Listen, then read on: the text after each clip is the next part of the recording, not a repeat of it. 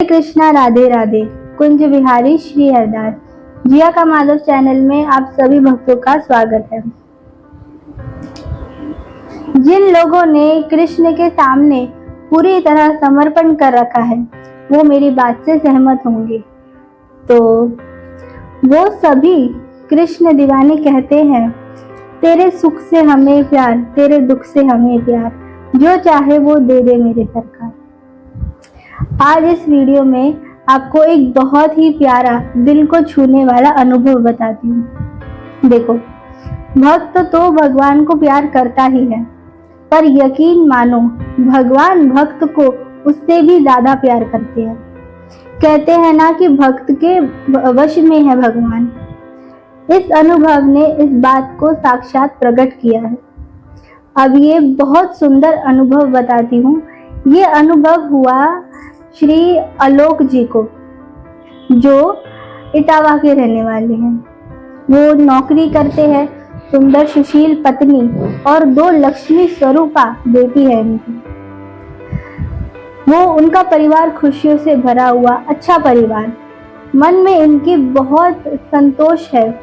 ये कहते हैं, ठाकुर जी ने जो भी दिया है वो बहुत है और मैं हमेशा उनका आभार करता हूँ, ऐसा भाव है इनका। आलोक जी धार्मिक है।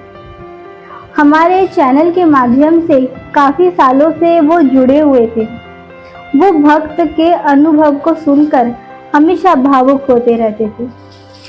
बचपन से ही उनका कृष्ण प्रेम में मन लगा हुआ था, पर कभी वृंदावन जाने का वो मौका ही नहीं मिल पाया। साल 2018 में अपनी शादी के वर्ष का पहली बार वो बिहारी जी महाराज के दर्शन के लिए आए और उसके बाद तो वो बिहारी जी महाराज की ऐसी कृपा हुई उन पर कि अब बिहारी जी के दर्शन के बिना उनसे रहा ही नहीं जाता। अब उन्हें जब मौका मिलता है वो वृंदावन पहुंच जाते हैं। अब ये सब हो गया उनका जीवन परिचय। अब बताती हूँ कि उनके जीवन में 2 सुंदर अनुभव। ये जो अनुभव भगवान हमें देते हैं ना, ये ऐसे होते हैं जो हमें तो प्रेरणा देते हैं पर दूसरों के लिए भी प्रेरणा बन जाती है। इस अनुभव से पता चलेगा कि क्षण भर में ही उनका कैसे एक नया रिश्ता बन गया। हुआ कुछ यूं कि इसी साल 2022 में एक रात वो अपने ससुराल गए। उनके ससुराल था इटावा में। वहां शांति से कमरे में बैठ के फोन पर हमारे बैठ के चैनल की सत्य घटना देख रहे थे। सत्य घटना को सुनकर वो इतना भावुक हो गए कि आंखों में उनके आंसू आ गए। और मैं हमेशा कहती हूँ ना कि जो कृष्ण प्रेम में होता है वो सिर्फ दुनिया के लिए कभी नहीं रोता। आलोक जी भी कृष्ण प्रेम में रमे थे। भले कितने ही सत्य घटना एक के बाद एक वो उन्होंने उसी समय सुन रहे थे। वो कृष्ण को याद कर रहे थे। मन में एक बेचैनी सी हो गई थी। उसी समय कुछ विचारों ने उन्होंने घेर लिया। बैठे बैठे सोचने लगे कि मेरी 2 बेटियां हैं, ये दोनों तो एक दिन चली जाएंगी शादी के बाद, मैं और मेरी पत्नी तो अकेले रह जाएंगे।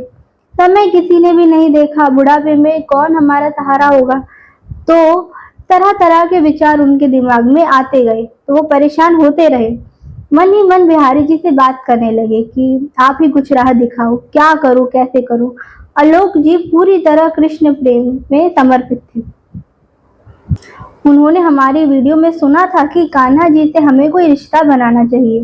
यही सुन के उनके मन में ये विचार आया कि क्यों ना कान्हा जी से ही कोई रिश्ता बनाया जाए।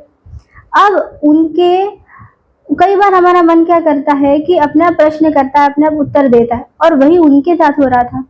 अब उनको समस्या आ रही थी कि वो किस रूप में रिश्ता जोड़े। भगवान और भक्त का रिश्ता तो पहले से ही है। अब क्या वो बिहारी जी को अपना फ्रेंड बना ले? नहीं, उनका मन इस चीज को स्वीकार नहीं कर रहा था। पर उन्हें विचार आया कि ठाकुर जी के बाल रूप को वो पुत्र रूप में स्वीकार कर ले। और बस ये मन उन्होंने बांध लिया। उन्होंने ठान लिया कि अब कृष्ण मेरे बेटे। अब वो सोचने लगे कि कल ही मैं कानपुर जाके प्यारे से ठाकुर जी की पोशाक और उनका सामान सब लेकर आ जाऊंगा। जितना भी समय मैं खुद सेवा करूंगा उनकी। उन्होंने ये सब सपने एक ही रात में बुन लिए। वो सोच रहे थे कि मुझे मेरा सहारा मिल गया, मैं इनकी देखरेख करूंगा अब ये बाद में मेरी देख रेख करेंगे, बस बात पक्की हो गई। अब वो दूसरे दिन इटावा अपनी माता जी के पास चले गए।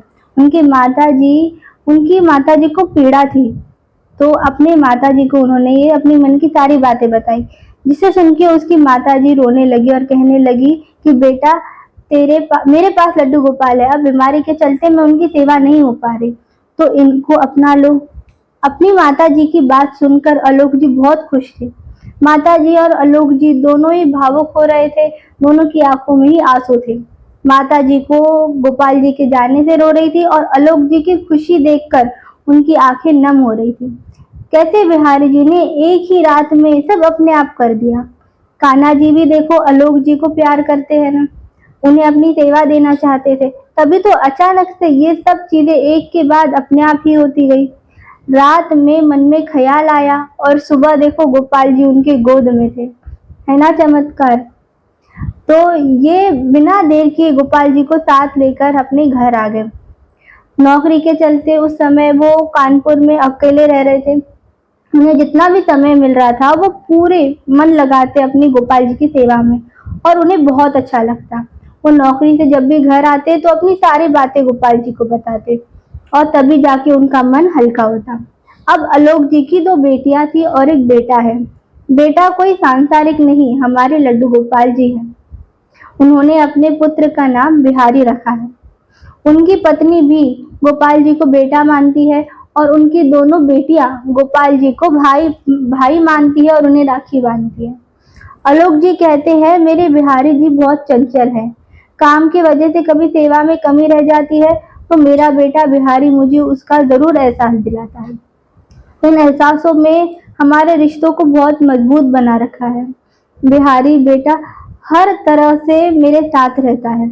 मैं जहाँ कहीं भी कोई भी दर्शन करने जाता हूँ वो खुद ही मेरे साथ चल देता है। अब दोनों एक दूसरे के साथ खूब मस्त भी रहते हैं। ये है बिहारी जी महाराज की कृपा का प्रमाण। अपनी सेवा देनी थी तो एक ही रात में अपने से रिश्ता भी बना दिया। सच ही है ना कि उनकी कृपा के बिना सब कुछ अधूरा है। हरे कृष्णा, राधे राधे। कुंज बिहारी श्री अरदास।